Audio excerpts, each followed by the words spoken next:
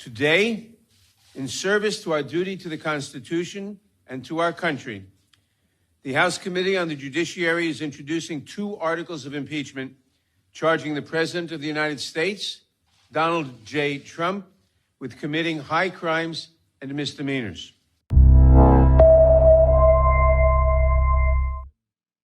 Welcome to the Real News Network. I'm Greg Wilpert in Arlington, Virginia.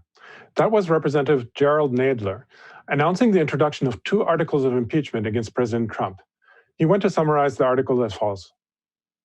It is an impeachable offense for the President to exercise the powers of his public office to obtain an improper personal benefit while ignoring or injuring the national interest. That is exactly what President Trump did when he solicited and pressured Ukraine to interfere in our 2020 presidential election. The first article alleges Trump's abuse of power with regard to asking Ukraine to investigate Joe Biden's son, Hunter Biden, who was on the board of directors of the Ukrainian company Burisma, as well as withholding nearly $400 million in military aid for Ukraine for its confrontation with Russia. The second article of impeachment deals with obstruction of justice in connection with his White House's refusal to comply with subpoenas for White House officials in the impeachment investigation. Republicans reacted to the impeachment process as follows. Do you agree with the president that that call was perfect? That's what we want presidents to do. The question we have before us, is that call impeachable? Even their own witnesses. You asked the question, please let me answer. Thank you. Nothing on that phone call is wrong.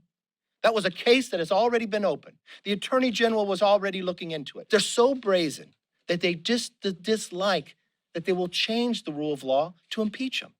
No, the question is it impeachable? And the answer is absolutely no.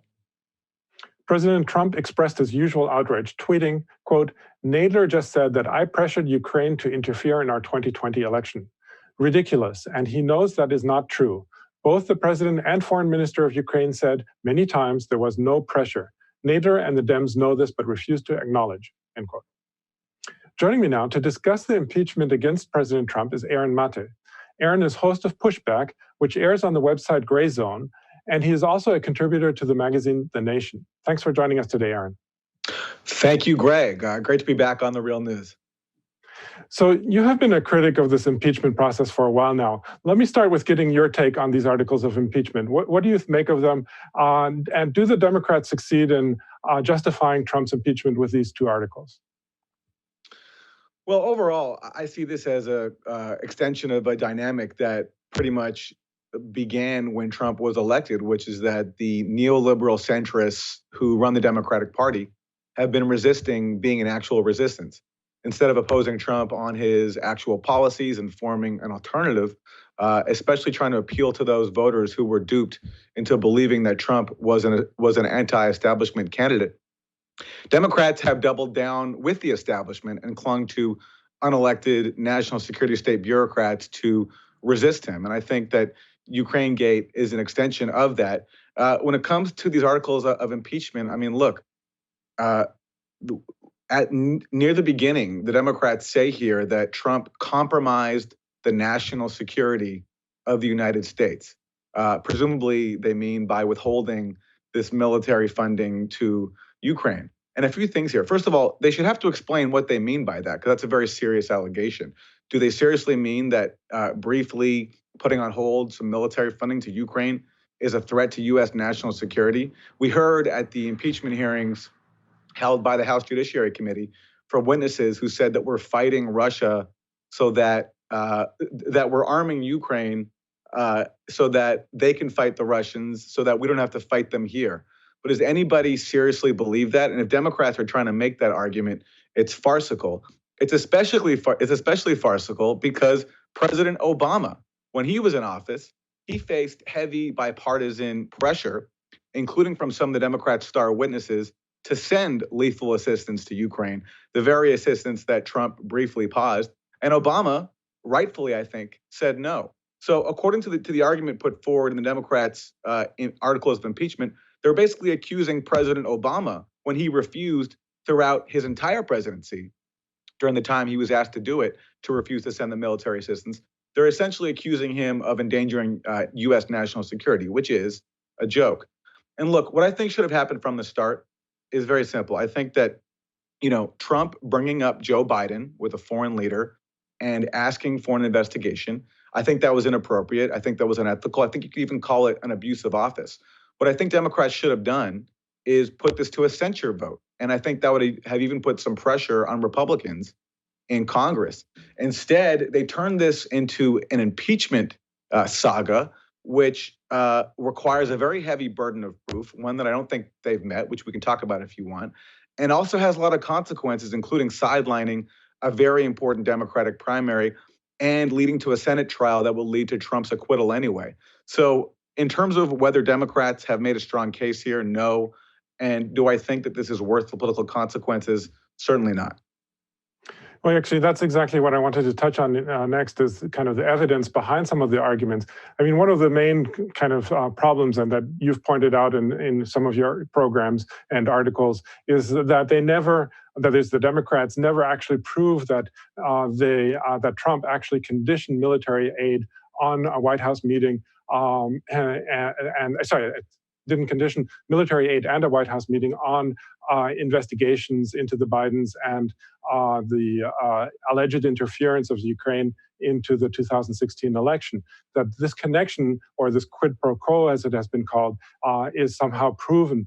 Now, we actually have had a contributor, Bill Black, who argues that it doesn't matter. There doesn't need to be a quid pro quo because each one of those actions in and of itself is a crime in of itself. In other words, demanding an investigation into political rivalry and holding up military aid, those two acts on their own would be impeachable offenses. What do you make of that kind of an argument and the evidence, basically?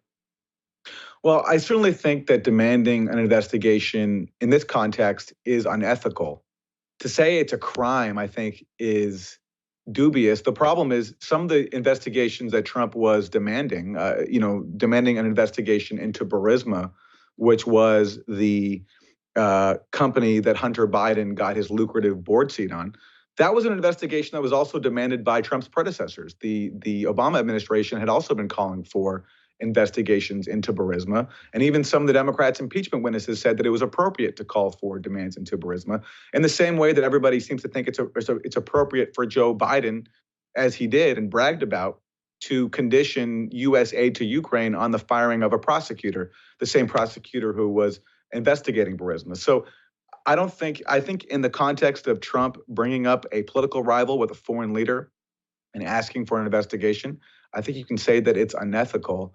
I don't see how you can call that criminal. And certainly if you want to call it criminal, then you have to meet a criminal burden of proof.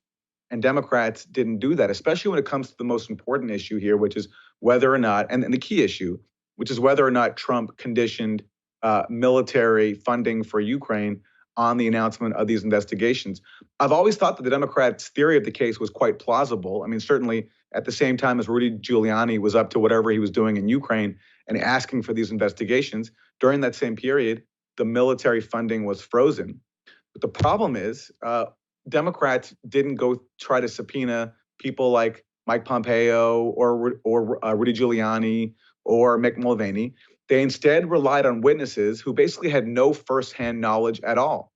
And their only witness who claimed to have firsthand knowledge, and the only witness, in fact, who we know even communicated that there was such linkage to the Ukrainian side, was Gordon Sondland. But what did Gordon Sondland say when he came before Congress? He said that this linkage of military assistance and investigations in Ukraine was only his presumption, and that, in fact, he and Trump never even discussed the military assistance specifically, and that Trump never brought it up, and that when he briefly mentioned it to a Ukrainian official, that was only his presumption. Well, you can't make an impeachment case based on one person's presumption.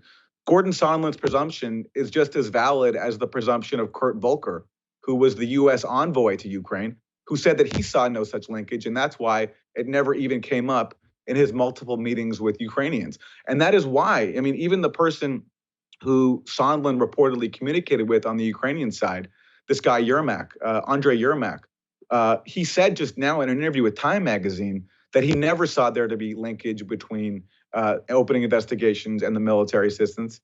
And in fact, he doesn't even remember this conversation with Sondland that was seen by some as the quid pro quo evidence. So look, it's all very convoluted, and it's also just not established. And that's why to make an impeachment case on this, which is very serious and requires, I think, a heavy burden of evidence, to me was always such a mistake. So finally, I want to turn to the question of, well, do you think that Trump actually deserves to be impeached, which is, of course, probably something that you might encounter every once in a while. And I want to put this in the context of the New York Times reporting today that the reason that only 2 articles of impeachment were presented was that the Democratic leadership was worried that some of the Democrats are facing a tough re-election campaign against conservatives next year, and they were afraid that that these Democrats might split if there's too much included in this impeachment process. So, so what do you make of that argument? And do you think that there should have been other or more articles of impeachment?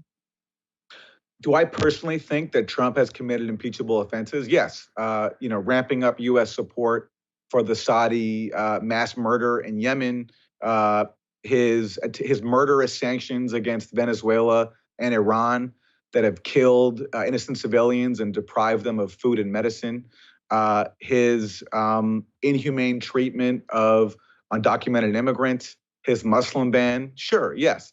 But the problem with pursuing an impeachment case there for Democrats is the Democrats are complicit in many of those policies. And that's why we're not seeing them pursue impeachment over that. Instead, they've been trying to get Trump on 2 things throughout the Trump era.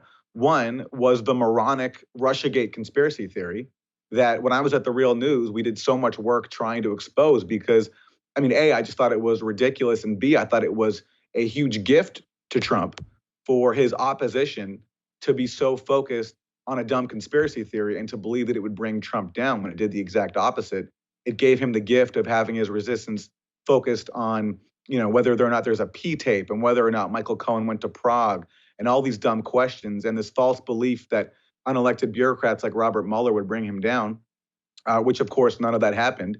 And that is now dead. And so now I think we see in that context, we see this attempt to again try to get Trump on this narrow Ukraine-gate saga, which again comes from the national security state for their own reasons. So, I mean, it's something that I certainly just think was a mistake and a big blunder. To me, since we're not going to actually get Trump on his real impeachment offenses, what I think Trump's resistance should be focused on is building a real resistance and coming up with a political platform that exposes Trump for all the lies he told when he promised to bring people's jobs back and he promised to defend the working class, none of which he did. But the problem is for Democrats to do that, that would mean challenging the system that they themselves are privileged in and have power in. So they don't want to do that. And so I see all this from Russiagate to Ukrainegate as just an extension of Democrats' resistance to being an actual resistance, with dangers not just to their own political fortunes, because I think all this ultimately helps Trump, but also to the world. Because again, from Russiagate to Ukrainegate, all this has helped escalate tensions with Russia, which is profitable for weapons manufacturers and the people who fund Democrats like Adam Schiff, who was leading the impeachment inquiry. But it's very dangerous for the rest of us because tensions with between these 2 nuclear armed powers is not a good thing. And Russiagate and Ukrainegate only raise those tensions. That's a really good point, but unfortunately, we're going to have to leave it there. I was speaking to Aaron Maté, host of the Grayzone program Pushback. Thanks again, Aaron, for having joined us today. Thanks, Greg. And thank you for joining the Real News Network.